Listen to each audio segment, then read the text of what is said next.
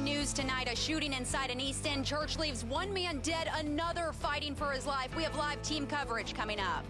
Tonight, a Metro police officer on leave as the police chief says he may have been intoxicated the night he shot a man.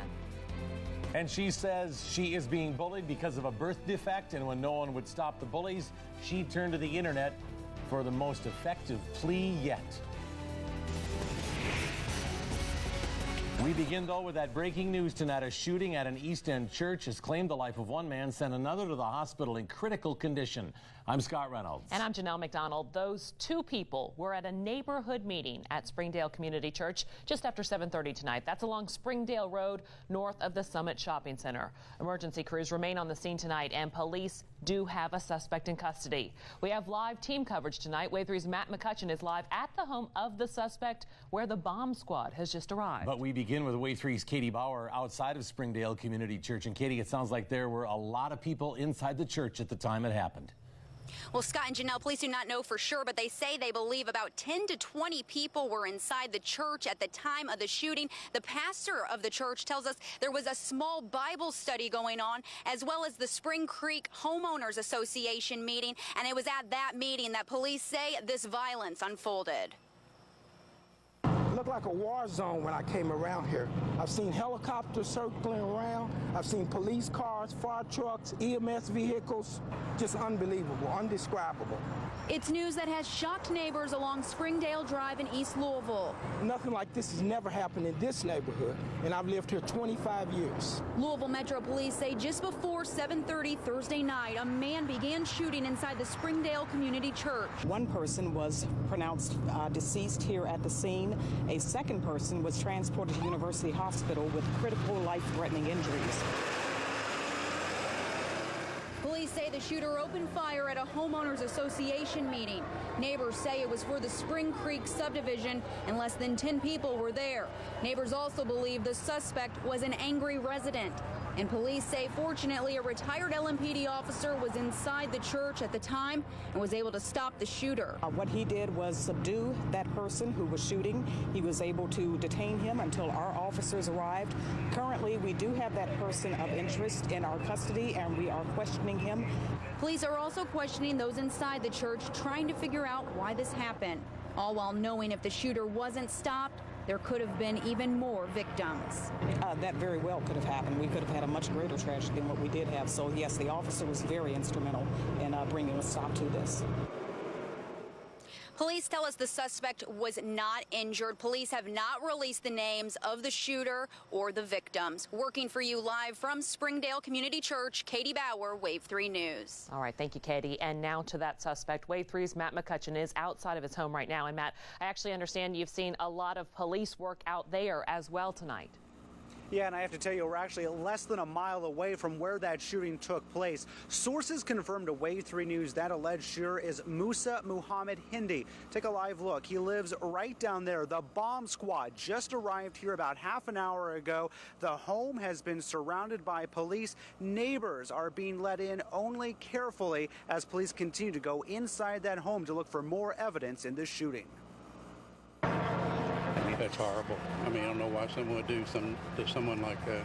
Neighbors of the Spring Creek subdivision watch in shock. Myron and Barbara Pass would have been at the meeting had it not been for her surgery. Whenever you're spared from something like this, you have to look for some reason for it.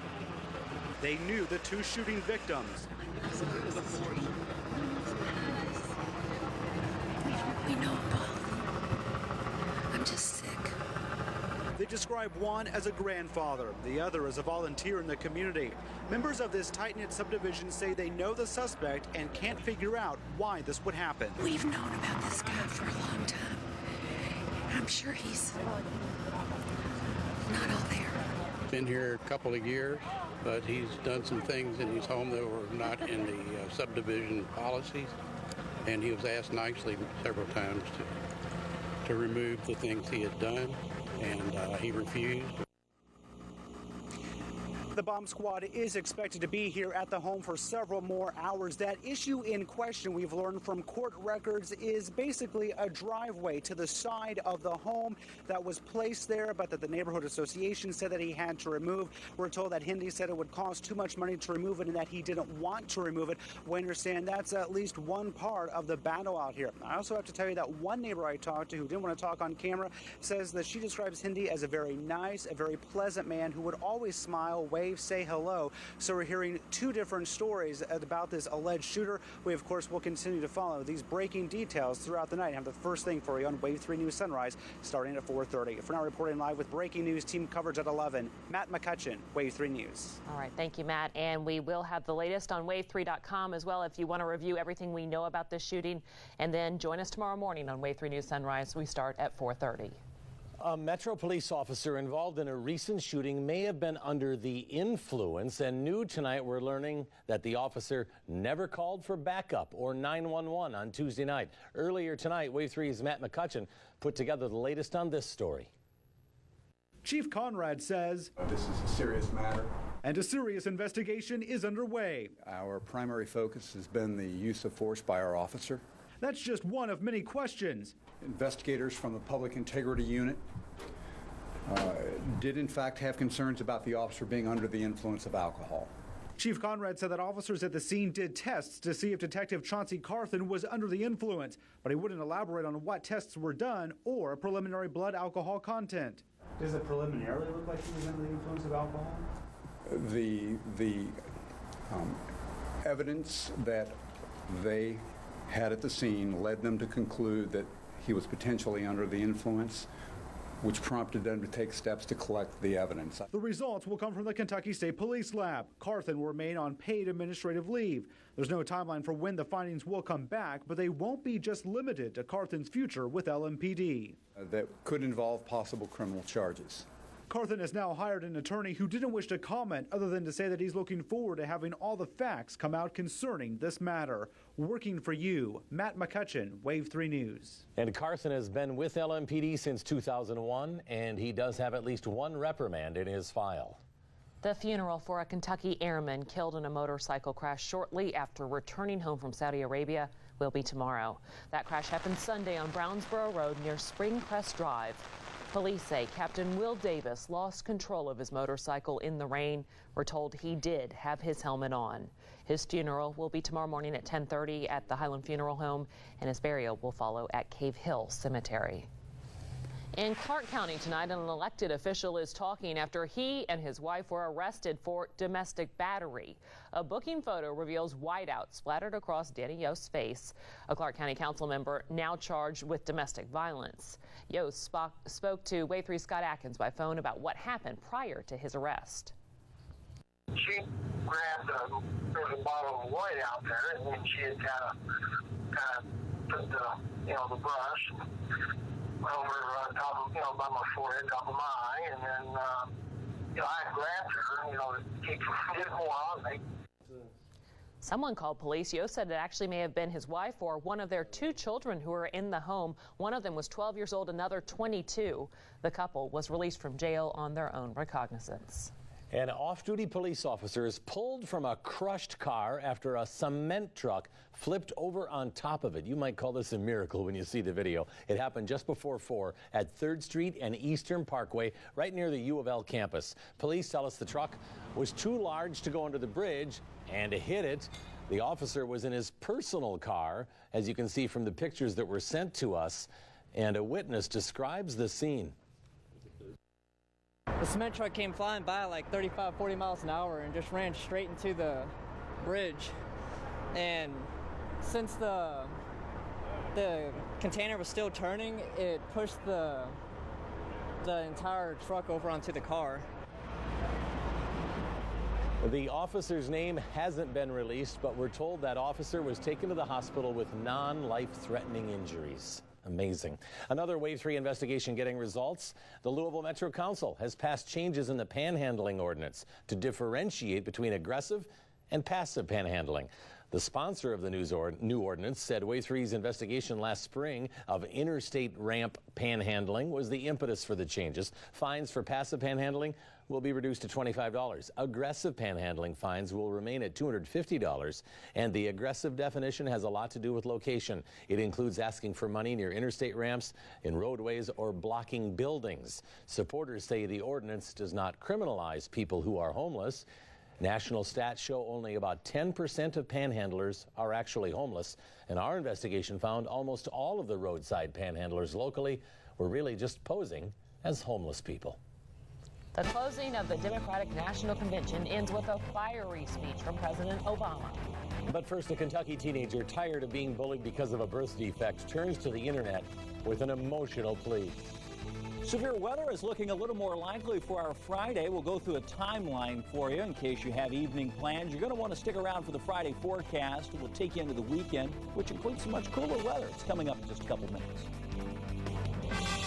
Working for you. This is Wave 3 News at 11. She lives with a deformity she's had since birth, and after 15 years, Samantha Bullock is tired of hiding it. But she's found the ridicule from her peers is almost too much to handle. And when her cries for help went nowhere, the Powell County High School sophomore took to the internet with a powerful message to her bullies. Kristen Flum has the story tonight. It was lunchtime when we met Samantha Bullock today. She should have been in school. Do you miss a lot of days just because of this? Because you don't want to go and... Oh, yeah. In fact, she's already missed half her sophomore year. I've always been a really strong girl, and I've been able to stand up for myself, but, you know, after so long, it just gets so hard to handle. Before, she used to just wear long sleeves and pull her hands up where you couldn't see them. She still stands with her arms crossed when you talk to her. It's what she does now to keep from being noticed. My mother's stomach lining broke when she was pregnant, and it wrapped around my fingers. This is what she hides. They call me that chick with no fingers, like Nubby, Nubbins, just things that are just stupid little names.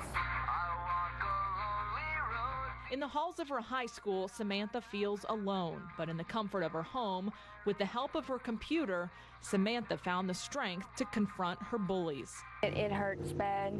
You don't know how much your words can affect someone. A silent yet powerful message she hopes quiets her critics, because so far, she says, not even going to the school for help has worked. They tried to get me to, name some people, and I just won't do that. Unlike those who've put her here, she continues to take the high road. Samantha's online message says she plans to drop out of school when she turns 16 in December. But since the video started making the rounds, she realized that she has more friends in her corner than she thought. She now knows that quitting means the bullies win, and she says she is just better than that. Well, tonight was the Democrats' last chance to grab voters from the national convention stage, and we've heard from the president and vice president about their vision for the nation.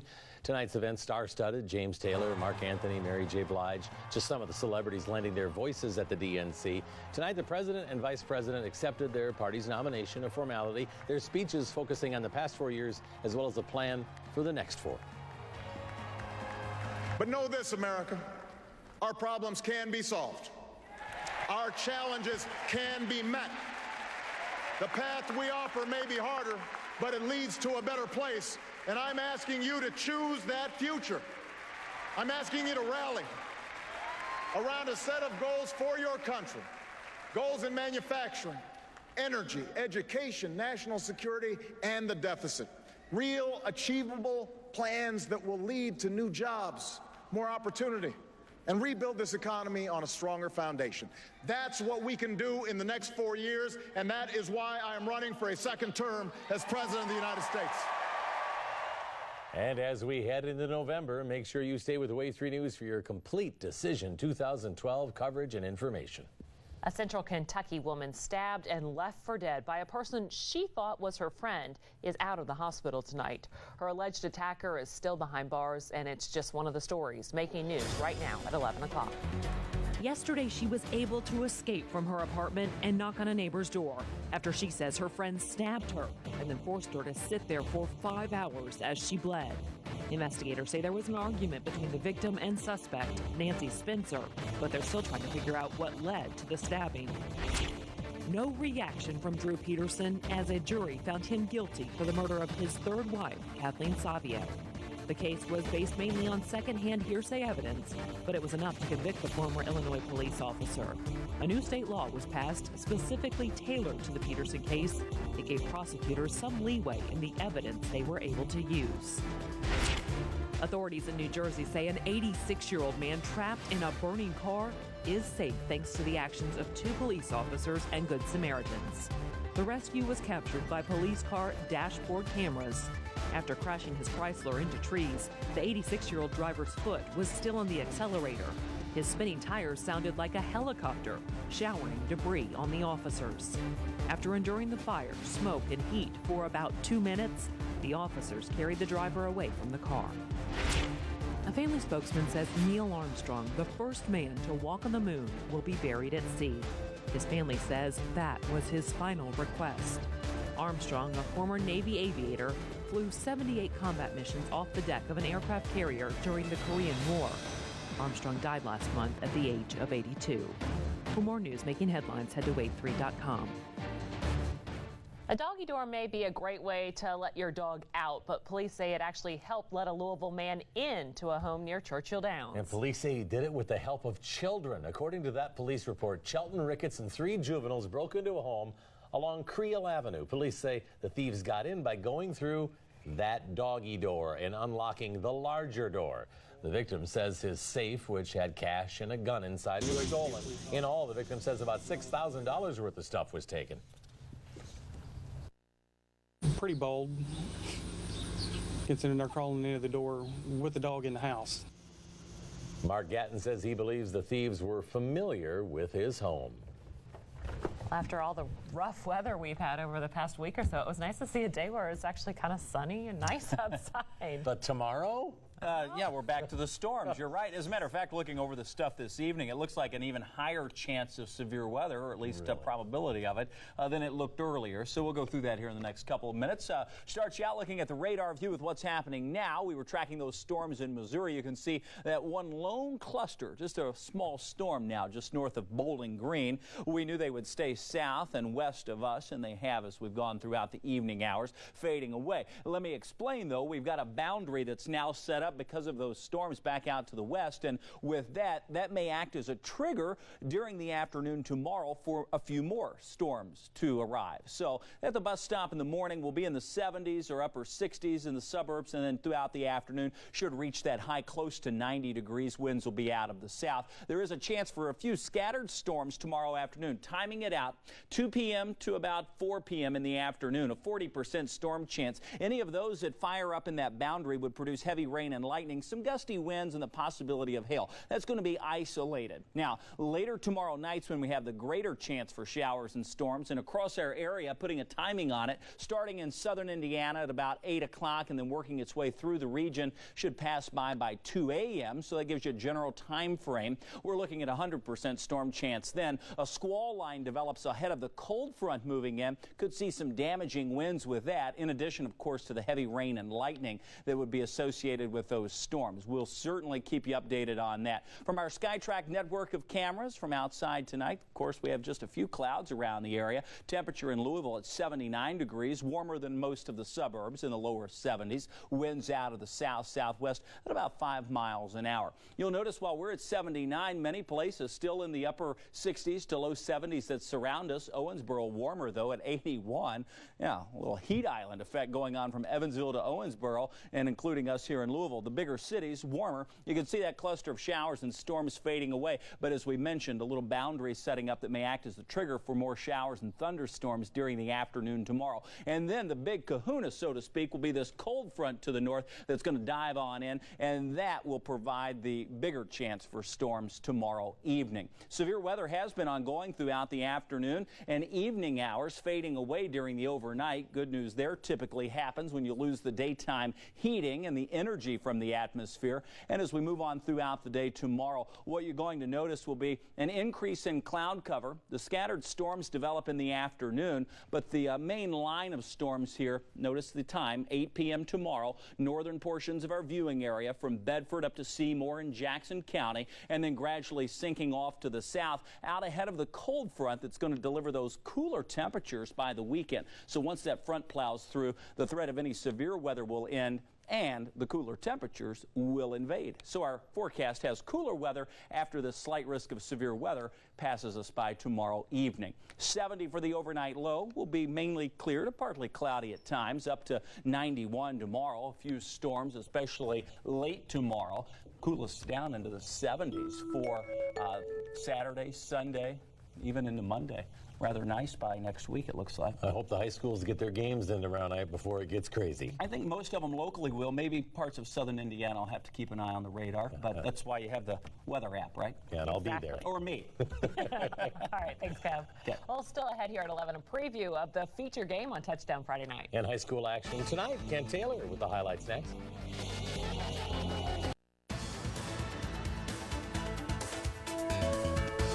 It will be our featured game on week 4 of Touchdown Friday night. High-scoring PRP at Manual. The Panthers are 3-0 and averaging 58 points a game. That is tops in Jefferson County and second in the entire state. The offense has put up some numbers. One of the pleasant surprises has been the defense. You know, last year we were putting up some big numbers in the first few games, but we were also giving up a few touchdowns that we were unhappy about. So the defense has played well. That is just one of the games that we'll have for you tomorrow night at 11:20. Kevin will be live in the early shows from Jeffersonville, and Brian Winter checks out Nelson County at Bardstown. Cardinals QB Dylan Beasley threw for a state record 652 yards last week, and then Scott and Kendrick join me for Touchdown Friday night.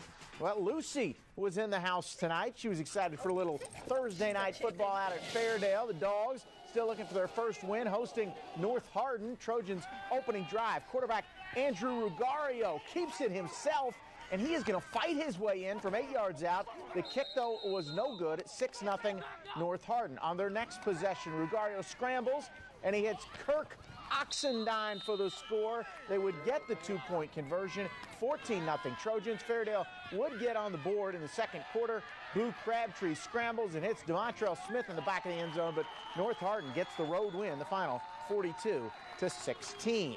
U of L was the preseason pick to win the Big East. The league season actually kicked off, though, tonight with Cincinnati hosting Pittsburgh. These two picked to finish 4th and 5th in the preseason, and this one was all Bearcats. They win it 34-10. The Panthers fall to 0-2, lost to Youngstown State last week. UK head coach Joker Phillips announced today that the Cats will be without leading rusher Koshik Williams for Saturday night's game against Kent State. Williams has been battling back spasms all week. Raymond Sanders will start in his place. After the break, a look at highlights of the U of L women's basketball schedule for this winter, including a tough opener. Earlier this spring, I told you about the U of L women opening next season, hosting 2011 national champ Texas A&M. Today, the rest of the card schedule was released. The schedule includes 26 televised games, including 9 on national TV. That game against the Aggies is on November 9th. The Cats come to the KFC Yum Center on December 2nd. That one on ESPNU. You can see the complete schedule on the sports page of wave3.com. Now, Kent's highlight of that, this Braves fan thought it was cool when he got to be a part of an on-field promotion to shag some balls there, but then he takes one right off the forehead. Oh, goodness. Has to hurt the guy, though he was okay, and he was still able to enjoy the Coors Light. And the imagining he had quite a few of those. And a knot on his head. Ouch. That was probably embarrassing. Yeah. Were the shades a little too dark? Maybe you just couldn't see? Lost it in the sun, maybe? I don't know. It looked like you at the softball game on Monday. I think. Oh, that's right. You slept in. Yeah. We'll be right back. How much do you love your favorite football team? A man in Kansas City has an eye on the competition. Steve Graham loves the Chiefs so much, he has a glass eye to prove it. He was recently interviewed on the NFL Network about it. He even posted the picture on his Facebook page ahead of preseason play. Graham says he wants his next glass eye to have a Kansas Jayhawk logo. Rock Chalk Jayhawk, huh? Yeah, there's a football fanatic for you, huh? That's pretty cool. It looks like those contacts you put in, you know, at Halloween. Yeah. Maybe we could all get our favorite team. Did he replace his real eye with that? That's no, I think he needed That's a real fan. And you have what, Saints tattoos all over? We just can't see them, or what? No. What do you have to? I have a really nice commemorative necklace. Oh, okay. And we saw the jersey this week when we wore our jerseys here. So And we won't even talk about your Vikings collection. yeah, it's His Fran Tarkington jersey is a little tight. He was awesome, man. They were good back then. Thanks everyone for being here tonight. We appreciate it.